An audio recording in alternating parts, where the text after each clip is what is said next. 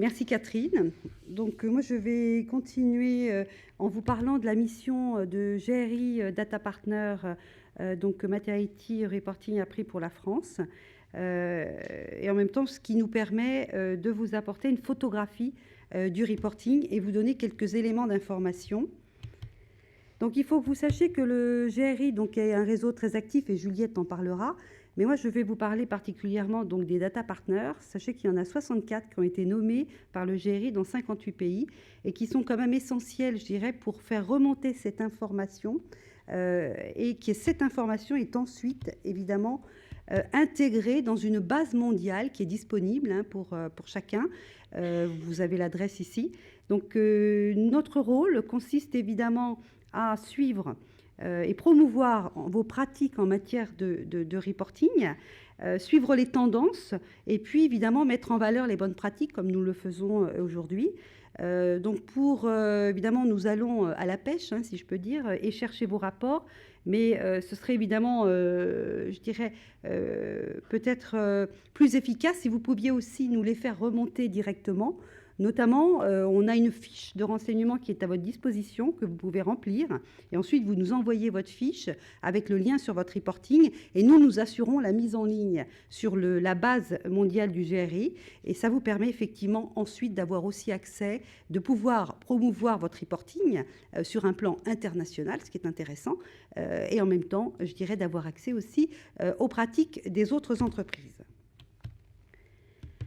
Alors aujourd'hui, en cumul, dans la base mondiale du GRI, il y a 29 000 rapports. 29 000 rapports en comptant tous les rapports qui ont été entrés jusqu'au 30 septembre 2015. Et comme vous pouvez le voir, il y a 82% de ces rapports qui sont des rapports GRI, et je vais revenir donc sur ce sujet. Et vous avez donc 18% en non-GRI. Alors, quelles sont les entreprises qui, effectivement, ont un rapport sur cette base du GRI ? Donc, en ce qui concerne la France, c'est plutôt des entreprises du secteur privé, 93%.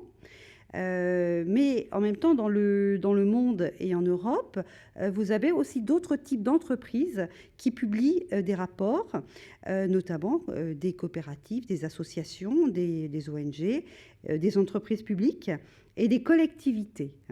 En France, on n'a qu'1%, je dirais, des entreprises qui publient, enfin des collectivités qui publient un rapport sur la base du GRI.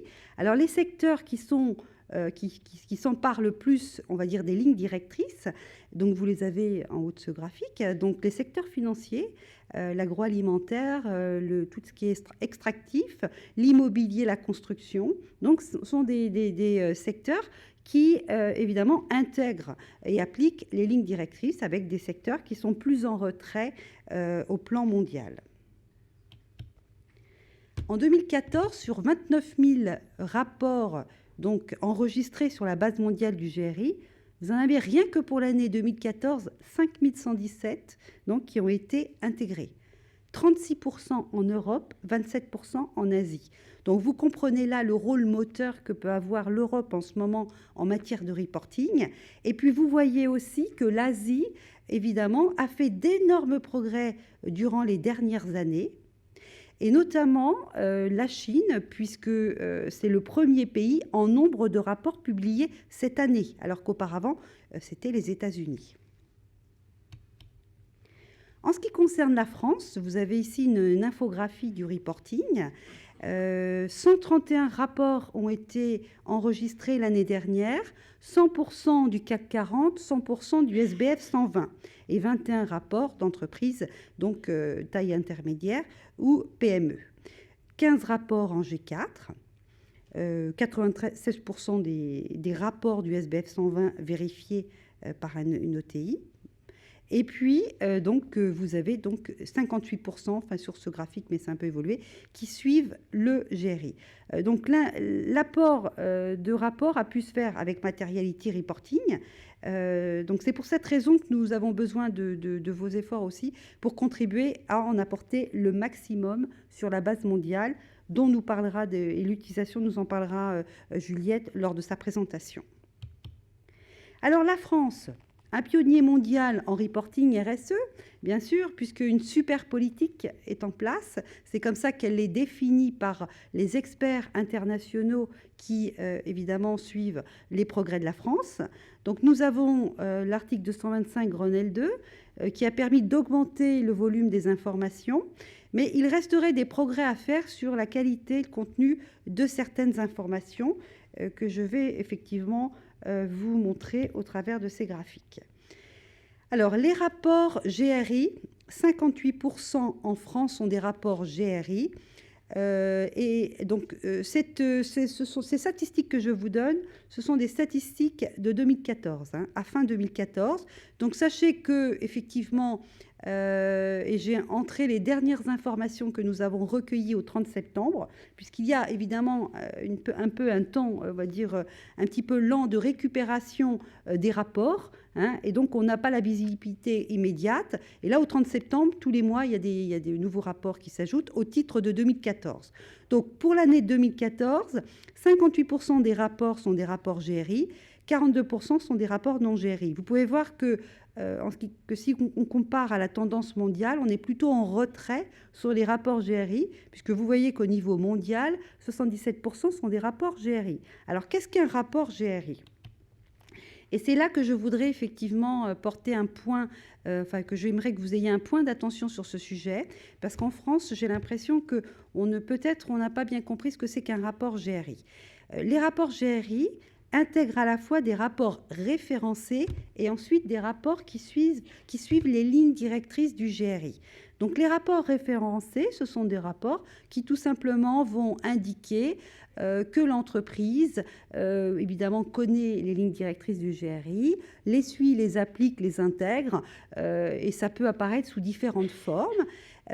Ensuite, si un rapport est donc G3.1 jusqu'au 31 décembre 2015 ou déjà G4, cela veut dire qu'effectivement, les principes de reporting du GRI, évidemment, ont été appliqués, mais qu'en même temps, je dirais, il y a une structuration du document qui fait qu'on offre des points de repère aux parties prenantes qui vont aller peut-être analyser votre rapport. Donc, ça veut dire qu'il y a un index. Et un index, qu'est-ce que c'est ? C'est la liste des indicateurs du GRI dans l'ordre des indicateurs du GRI, avec, selon les options de conformité, qui va indiquer la localisation des informations dans le rapport.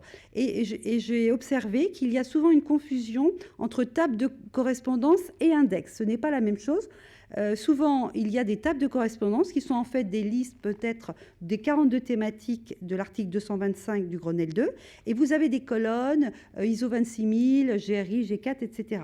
Mais ça, c'est pas un index, c'est une table de correspondance. Donc, un rapport GRI est un rapport qui intègre une table, qui intègre évidemment un index qui est établi évidemment en respectant les lignes directrices du GRI. Et vous pouvez voir que nous avons beaucoup de rapports référencés GRI en France et que nous avons donc 34% de rapports G3.1, donc là on était plutôt dans je dirais dans la tendance, mais par contre en G4 en 2014, on est à 20% des rapports qui sont G4 en 2014 et la moyenne mondiale était plutôt à 30%, donc un petit peu plus élevée. Alors, l'utilisation des suppléments sectoriels de la G4, il y en a 10 qui ont été adaptés à la version G4, qui sont, comme on le voit, bien suivis en ce qui concerne les services financiers, construction, immobilier, agroalimentaire, extractif pour la France. Et c'est remarquable d'ailleurs au niveau média en France, et notamment TF1 suit évidemment ce supplément sectoriel, vous l'avez vu dans le cadre de la page GRI G4 qui a été affichée. Mais il y a donc une application des suppléments sectoriels qui est intéressante et qu'il faut pas, je dirais qu'il faut regarder avec attention, puisque les suppléments sectoriels ont l'énorme avantage de représenter un travail, on va dire, collaboratif des acteurs de ce secteur, qui ont étudié ensemble la meilleure façon de transposer leurs performances. Et donc, il y a une proposition d'indicateurs et en même temps des enjeux matériels qui ont été identifiés. Et le supplément sectoriel est une aide, évidemment, pour les entreprises en matière de reporting, surtout pour celles qui n'auraient pas lancé encore leur étude de matérialité, puisqu'elle leur offre, évidemment, le paysage de la matérialité de leur secteur. Alors, les pays pionniers en G4, vous avez les États-Unis qui ont bien lancé le mouvement. Taïwan, alors pourquoi Taïwan? Tout simplement parce qu'il y a une réglementation qui impose aux sociétés cotées de publier un reporting selon la G4. Donc ça, c'est important pour Taïwan, et vous voyez le nombre. Donc c'est pour ça que le pouvoir de la régulation est important, et on l'a vu avec le Grenelle 2, il a permis effectivement de faire des progrès, mais en même temps, c'est important aussi que les pays se mobilisent. La France, en ce qui concerne le G4, n'est pas parmi les premiers pays, donc a peut-être un petit retard à rattraper. Donc la France est un petit peu en retard sur l'intégration de la G4 en Europe. Vous pouvez voir, comparé aux autres pays. L'Espagne s'est emparée du sujet. Et vous avez effectivement l'Espagne qui est en première position, avec évidemment une politique de réglementation qui est associée, et d'autres pays, effectivement, qui ont également initié, en tout cas, cette convergence vers le G4.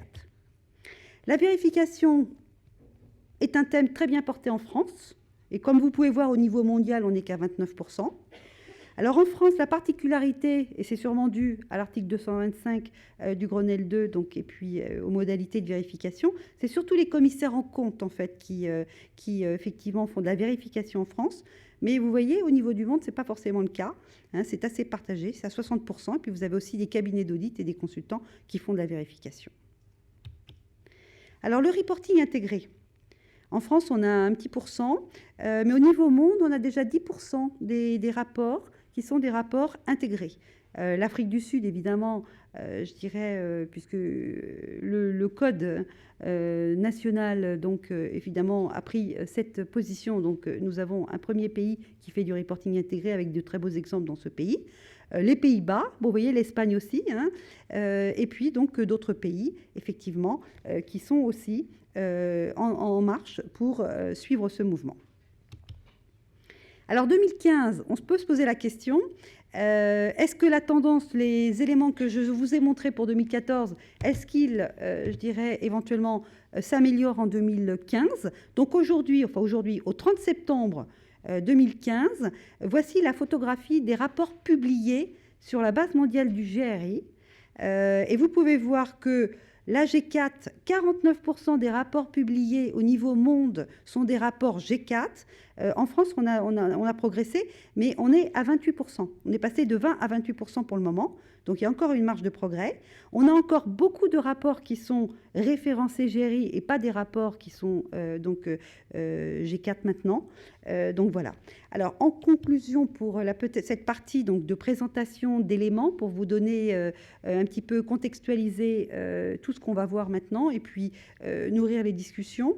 Il faut retenir que l'exercice de reporting français donc, couvre bien le périmètre des SBF 120 et des sociétés cotées, il n'y a aucun problème là-dessus, mais que ce n'est pas encore une pratique généralisée pour les ETI et les PME. Et là, effectivement, il y a un effort à faire de ce côté-là. La vérification externe par un organisme tiers indépendant, évidemment, est en place, et donc principalement par les commissaires aux comptes. Donc, il reste un progrès à faire sur la mise en œuvre des lignes directrices. Il faut vraiment comprendre les lignes directrices. Pour passer du statut de Reference GRI à rapport GRI, le déploiement de la G4 est encore un peu lent en France et l'évolution vers le reporting est également hésitant. Donc voilà les éléments, on va dire le constat qui est donné par les chiffres. Et donc maintenant, ce qui va être intéressant maintenant, c'est d'accueillir donc les représentants de la première table ronde. Donc Laurence qui va animer cette table ronde et qui vont évidemment partager leurs expériences, leurs préoccupations, leurs conseils pour vous aider à progresser vers la G4.